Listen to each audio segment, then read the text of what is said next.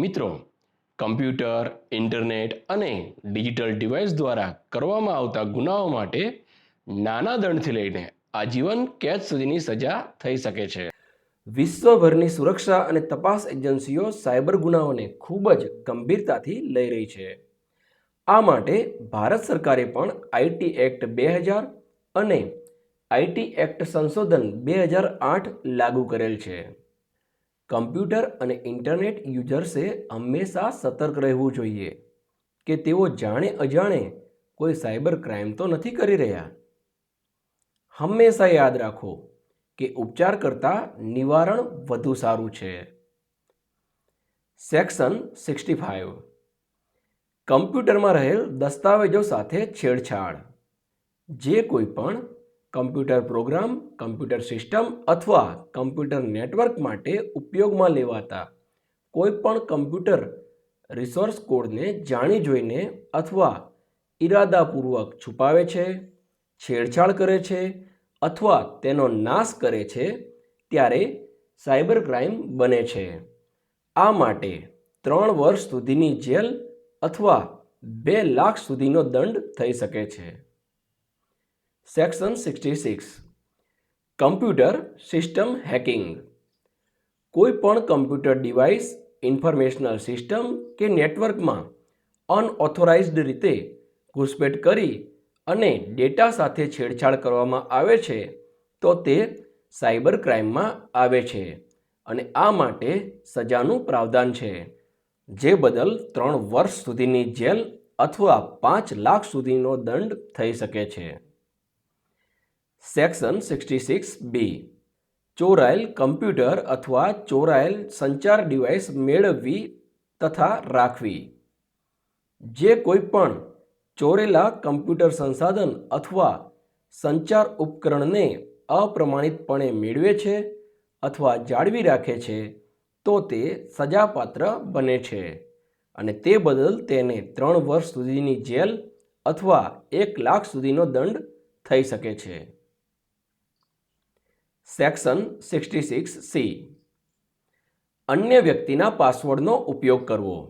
જે કોઈ પણ વ્યક્તિના ઇલેક્ટ્રોનિક હસ્તાક્ષર, પાસવર્ડ અથવા અન્ય કોઈ વિશિષ્ટ ઓળખ ચિહ્નનો છેતરપિંડી અથવા અપ્રમાણિકપણે ઉપયોગ કરે છે તે સજાપાત્ર બને છે. તેને 3 વર્ષ સુધીની જેલ અથવા 1 લાખ સુધીનો દંડ થઈ શકે છે.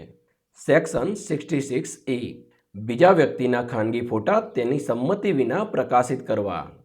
જે કોઈ પણ વ્યક્તિની ગોપનીયતાનો ભંગ કરી તેની સંમતિ વિના ખાનગી ફોટોગ્રાફ્સ જાણે કે અજાણે પ્રકાશિત કરે છે અથવા પ્રસારિત કરે છે ત્યારે તે ગુનાપાત્ર બને છે. તેને 3 વર્ષ સુધીની જેલ અથવા 2 લાખ સુધીનો દંડ થઈ શકે છે. સેક્શન 66F સાયબર આતંકવાદ.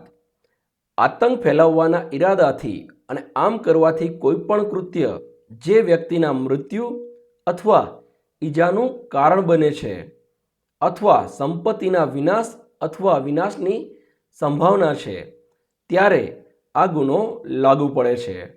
ટૂંકમાં આતંકવાદ સંબંધિત સાયબર ગુનાઓ માટે આ કલમ લાગુ પડે છે. તે બદલ આજીવન કેદ સુધીની સજા થઈ શકે છે. સેક્શન 67A કોઈ વ્યક્તિની જાતીય આચરણ કરતા ફોટો પ્રકાશિત કરવા. જે કોઈ કામુકતા વ્યક્ત કરતું કાર્ય અથવા આચરણને ઇલેક્ટ્રોનિક સ્વરૂપમાં પ્રકાશિત કરે છે અથવા પ્રસારિત કરે છે અથવા તે માટેનું કારણ બને છે ત્યારે આ કલમ લાગુ પડે છે. જે બદલ તેને 7 વર્ષ સુધીની જેલ અથવા 1 લાખ સુધીનો દંડ થઈ શકે છે. Section 67B child pornography. બાળકોને લગતી અશ્લીલ કે અશિષ્ટ અથવા કામુકતા વ્યક્ત કરતી સામગ્રી અથવા ડિજિટલ છબી કોઈપણ ઇલેક્ટ્રોનિક સ્વરૂપમાં બનાવે છે, સ્ટોર કરે છે, મેળવે છે, વાંચે છે, ડાઉનલોડ કરે છે, પ્રમોટ કરે છે, વિનિમય કરે છે અથવા વિતરિત કરે છે ત્યારે ચાઇલ્ડ પોર્નોગ્રાફી એક્ટ લાગુ પડે છે. આ બદલ તેને 5 વર્ષ સુધીની જેલ અથવા 10 લાખ સુધીનો દંડ થઈ શકે છે. સેક્શન 70 સંરક્ષિત કરેલ ડિવાઇસનો બિનઅધિકૃત રીતે ઉપયોગ કરવો. રાષ્ટ્રીય સુરક્ષા, અર્થતંત્ર, જાહેર આરોગ્ય અથવા સલામતીને નબળો પાડે તે રીતે કમ્પ્યુટર સંસાધનનો ઉપયોગ અથવા નાશ કરવામાં આવે ત્યારે આ કલમ લાગુ પડે છે, જે અંતર્ગત 10 વર્ષ સુધીની જેલ થઈ શકે છે. સેક્શન 72 ગોપનીયતાનો ભંગ. સંબંધિત વ્યક્તિની સંમતિ વિના કોઈ પણ ઇલેક્ટ્રોનિક રેકોર્ડ, પુસ્તક, રજિસ્ટર, પત્રવ્યવહાર, માહિતી, દસ્તાવેજ અથવા અન્ય સામગ્રીની એક્સેસ મેળવવામાં આવે છે અને કોઈ પણ વ્યક્તિને તે ઉપલબ્ધ કરાવે છે કે પ્રકાશિત કરે છે ત્યારે આ કલમ લાગુ પડે છે, જે બદલ તેને 2 વર્ષ સુધીની જેલ અથવા 1 લાખ સુધીનો દંડ થઈ શકે છે.